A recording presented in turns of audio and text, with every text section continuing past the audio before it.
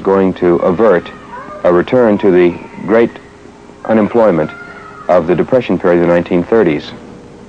During the last phase of the war, production in the United States was double what it had been in its best pre-war year. And this exceedingly high production had been achieved with 10 million men under arms. There was only one way that the return to the unemployment of the Depression could be averted, and that was by creating foreign markets for our overproduction. This was the economic rationale behind the Marshall Plan and the reconstruction of the economy of Europe. We are following a definite and clear foreign policy. That policy has been, is now, and shall be to assist free men and free nations to recover from the devastation of war. We could choose the course of inaction.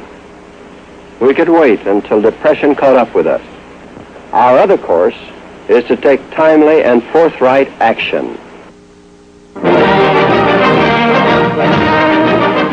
Preparing for the special session of Congress, the Foreign Policy Committee of Senate and House hears Secretary of State Marshall tell what's needed to give the free nations of Europe economic support. I recommend that you give immediate and urgent consideration to a bill authorizing the appropriation of sufficient funds to provide the supplies necessary to permit the people of these countries to continue to eat, to work, and to survive the winter.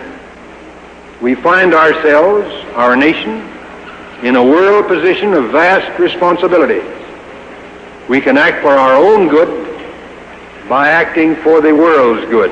The CIA comes into this because the political forces in Western Europe after World War II that were prevailing had been the backbone of the resistance to fascism, and they were the left-wing political parties, principally the communist parties, especially in France and Italy. These parties, knowing that the reconstruction of their economies would bring economic and political dependence on the United States, opposed the Marshall Plan. And the CIA was partly set up in order to combat, on a political warfare basis, the efforts by left-wing political organizations in Europe to impede the success of the Marshall Plan. Signing the bill that will enable our national military establishment to do more coordinating and less pulling in opposite directions, President Truman uses a number of pens. These, in turn, are passed out as souvenirs to the witnesses, one of whom is the boss of the Armed Forces, Secretary of Defense Johnson.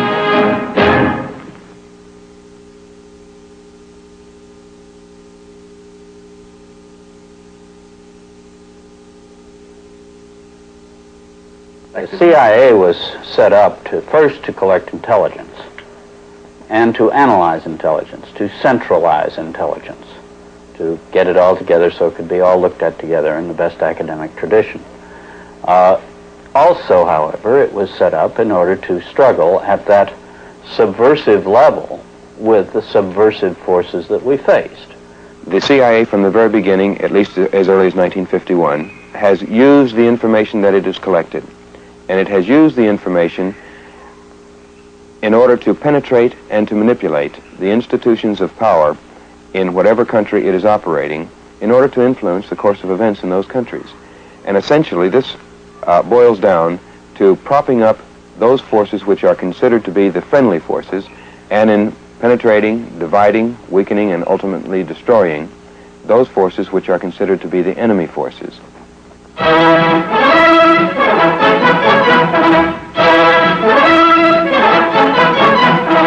The Italian election campaign at the crisis.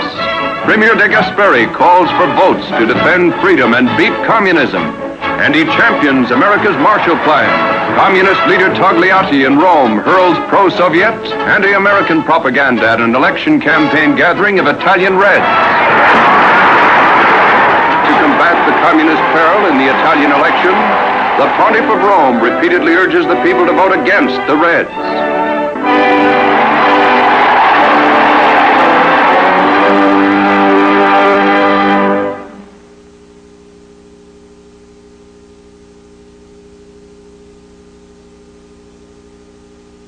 I think that whenever we had the choice, we tried to support center democratic forces. I mean, clearly that's what we did in Europe. We didn't support any fascist groups in Europe. We didn't have to because there were good socialists, good Christian Democrats. We did not go to the right-wing forces. I joined CIA in September 1951.